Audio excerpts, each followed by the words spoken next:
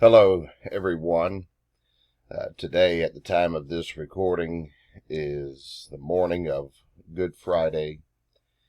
We continue navigating the 40 chapters of Exodus across the 40 days of Lent. Today, remarking on chapter number 39.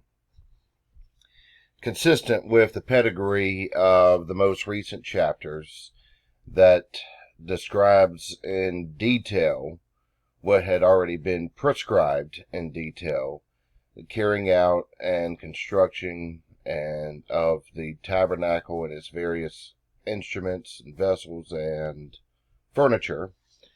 Now we come to the that of the garments for the priests and their precise way of being developed for the priest to wear. And so essentially, nearly from head to toe, that there is a specific unique appearance for them when they are serving in the holy function. And once again, I will suggest that what occurs with the priesthood, I think the indication that we see is, they aren't any more special or unique in terms of any personal qualities than anyone else, but their vocation, their function is very sacred.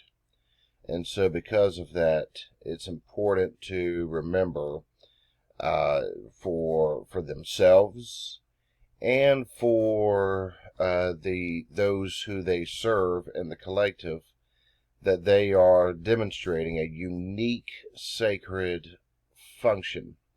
And there's something about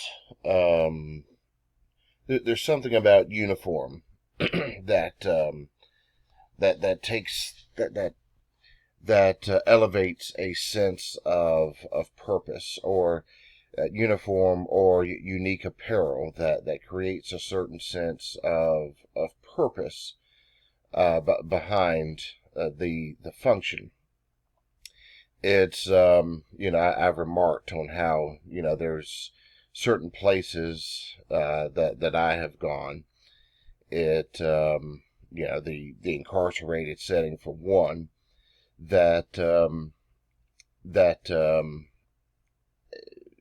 we're in a place where everyone was distinguished by a certain uniform, whether it be staff, a lot of the staff, the officers, or the residents.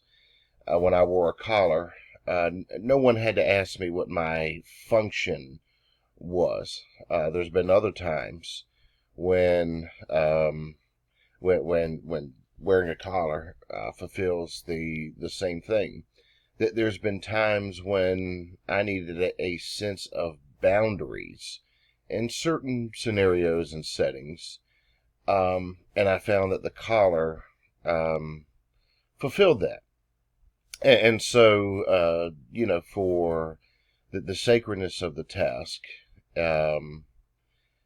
for me and what I do, although what I do is not as liturgically significant as the priests in the Old Testament, still, nevertheless, wearing liturgical garments, I think it sets aside a certain purpose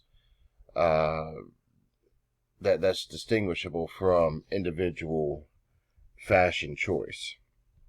Okay, so the concluding part of this chapter is the most compelling, I believe.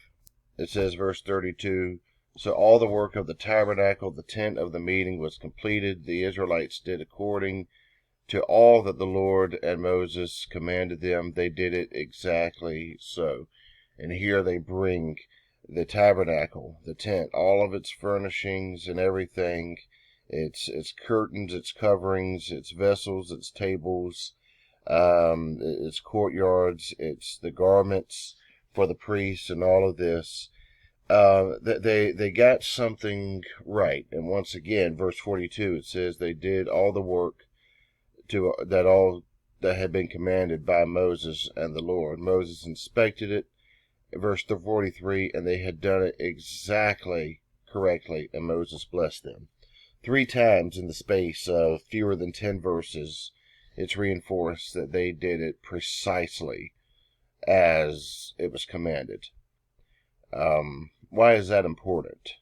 Well, because we've seen the precise dimensions and features of all of this reinforced. As I've said, it was prescribed early on in detail and then described in how it was carried out in detail more in more recent chapters. The precision was very important.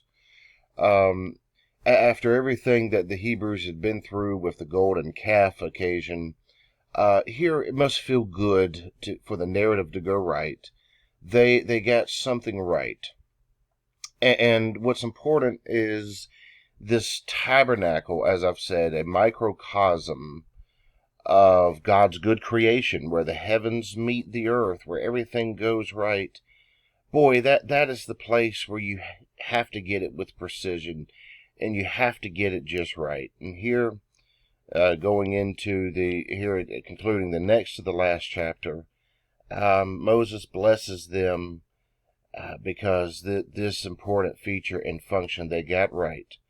And so, for whatever else that could be said later on about them, about their failures, about where they messed up, this tabernacle, this gateway, this portal between heaven and earth where God would dwell, that's one thing that's going to function correctly. With that, it comes many benefits and many opportunities, but also comes many responsibilities and obligations as well. Okay, I'll stop here. Meet you again tomorrow, and as we conclude this book, and I'll try to supply some sort of synthesis to these 40 days. Thank you all very much.